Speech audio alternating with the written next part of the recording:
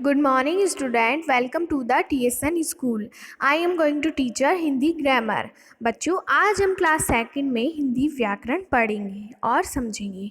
इसका पार्ट पहला है भाषा और व्याकरण। देखिए बच्चों, भाषाएं आप जानते हैं, भाषाएं जो हम बोलते हैं, हम हमारे दैनिक जीवन में रोज़ बोलते हैं, वो हमारी क्या होती है? भाषा। अब हमें इस चित्र को पढ़ना है और समझना है। पहला चित्र है राहुल ध्यान से अखबार पढ़ रहा है। दूसरा चित्र लता अपने दादाजी से गुड़िया लाने के लिए कह रही है। तीसरा चित्र कपिल बस को रुकवाने के लिए हाथ से संकेत दे रहा है। चौथा चित्र रोहित और रवि आपस में बात कर रहे हैं। पांचवा चित्र राखी अपने भाई को पत्र लिख रही है। अब बच्चों नेक्स्ट पेज पे हम भाषा और व्याकरण को सारांश से समझते हैं। बच्चों, चित्रों के नीचे दिए गए वाक्य को ध्यानपूर्वक पढ़ा है हमने और समझा है।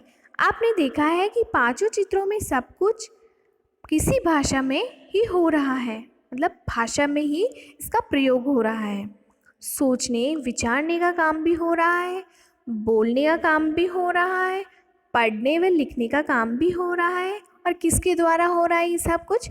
एक भाषा के द्वारा। अब मैं आपको भाषा की परिभाषा समझा दूँ।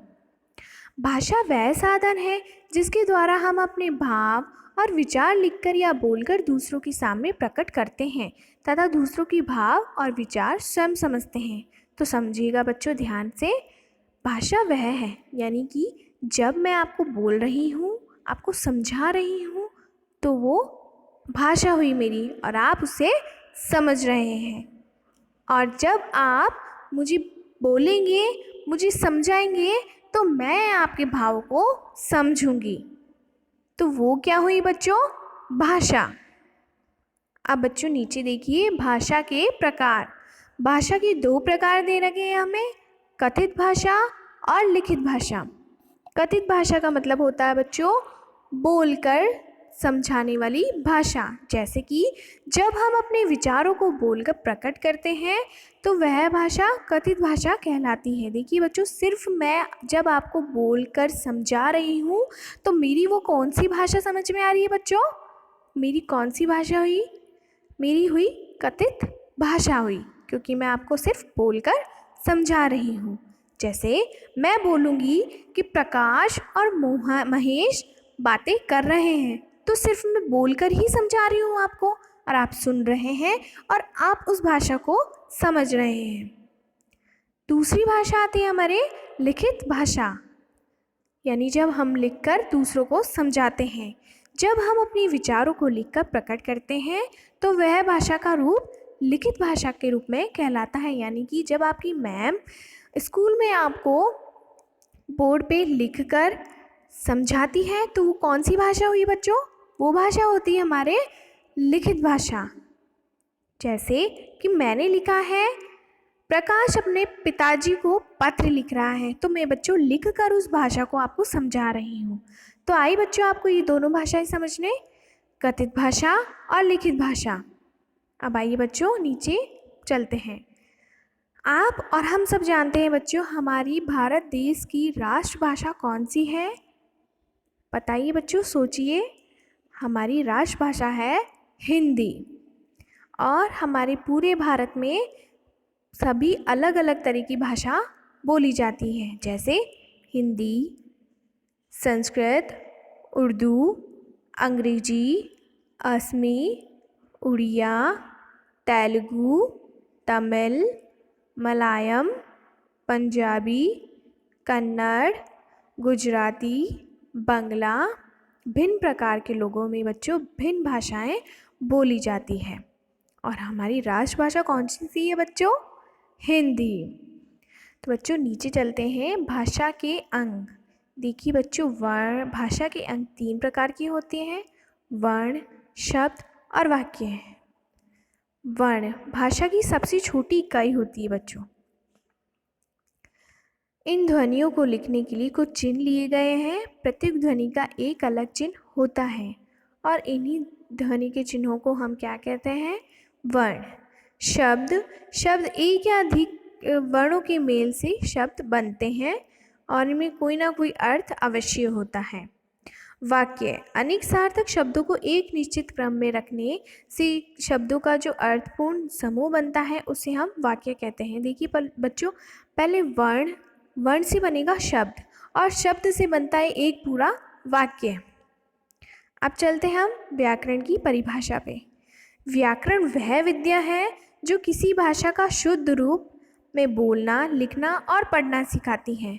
बच्चों, जैसे हम अभी व्याकरण पढ़ रहे हैं तो हमें सभी भाषाएं शुद्ध मिल रही हैं, सभी मात्राएं शुद्ध यानी सही मिल रही हैं। तो हमें व्याकरण क्या सिखाती है? लिखना, पढ़ना सिखाती है। तो बच्चों, आपको ये समझ में आया है आज भाषा और व्याकरण। चलिए बच्चों, नेक्स्ट पेज पे चलते हैं।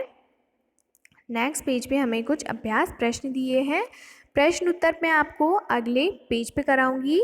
इसके बाद जो प्रश्न ख है, सही कथन पर सही और गलत का निशान लगाना है। ये एक बार देखिए। भाषा सोचने और विचारने का काम करती है, ये सही है या गलत बच्चों?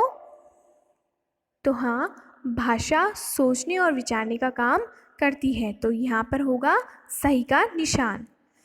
भाषा के कथित रूप को लिपि कहते हैं, ये सही है या गलत? अभी हमने समझा है बच्चों, तो ये गलत है, इस पर हम गलत का निशान लगाएंगे।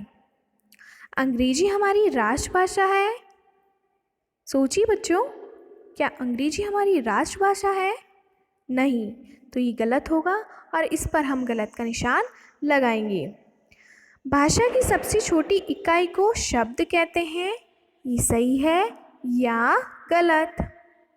तो ये सही है, हम इस पर सही का निशान लगाएंगे। व्याकरण भाषा का शुद्ध रूप सिखाता है, अभी हमने समझा है, ये सही है, इस पर हम सही का निशान लगाएंगे। भाषा दो प्रकार की होती है, समझा था बच्चों हमने, तो ये सही है, इस पर हम सही का निशान लगाएंगे। गोवा की भाषा गुजराती है, गलत, इस पर हम गलत का निशान लगाएंगे। अब बच्चों, प्रश्न ग पर चलते हैं। स्तंभ क को स्तंभ ख से हमें मिलान करना है और हम चाहे तो नंबर भी लगा सकते हैं। असम में कौन सी भाषा बोली जाती है? असमिया, असमिया पे हम पहला नंबर लगाएंगे। पंजाब में पंजाबी भाषा बोली जाती है, तो पंजाबी पे हम 2 नंबर लगाएंगे। गुजराती में गुजराती भाषा बोली जाती है, गुजराती पे हम तीसरा नंबर लगाएंगे। राजस्थान में कौन सी भाषा बोली जाती है? राजस्थानी, तो राजस्थानी पे हम चौथा नंबर लगाएंगे। उड़ीसा में कौन सी भाषा बोली जाती है? उड़िया पे हम 5 नंबर लगाएंगे। बंगाल में कौन सी भाषा बोली जाती है बच्चों? बंगाली, तो बंगाली पे हम 6 नंबर लगाएंगे। अब बच्चों, नेक्स्ट पेज पे हम अभ्यास प्रश्न उत्तर करते हैं। अभ्यास प्रश्न हमारे, भाषा किसे कहते हैं? भाषा वह साधन है जिसके द्वारा हम अपने भाव और विचार लिखकर या बोलकर दूसरों के सामने प्रकट करते हैं और दूसरों के भाव और विचार स्वयं समझते हैं, उसे हम भाषा कहते हैं। दूसरा प्रश्न आता है बच्चों, भाषा के कितने रूप हैं? तो इसका उत्तर होगा बच्चों, भाषा के 2 रूप हैं, कथित रूप और लिखित रूप। तीसरा प्रश्न, भाषा को लिखने का साधन क्या है? इसका उत्तर होगा, भाषा को लिखने का साधन है लिपि। चौथा प्रश्न, भाषा के कितने अंग होते हैं? इसका उत्तर होगा बच्चों, भाषा के 3 अंग होते हैं, वर्ण, शब्द और वाक्य। तो बच्चों, अभ्यास प्रश्न आप अपने घर पे कॉपी में करके ज़रूर देखिएगा।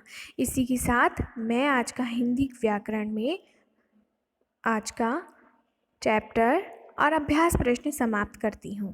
थैंक यू बच्चों।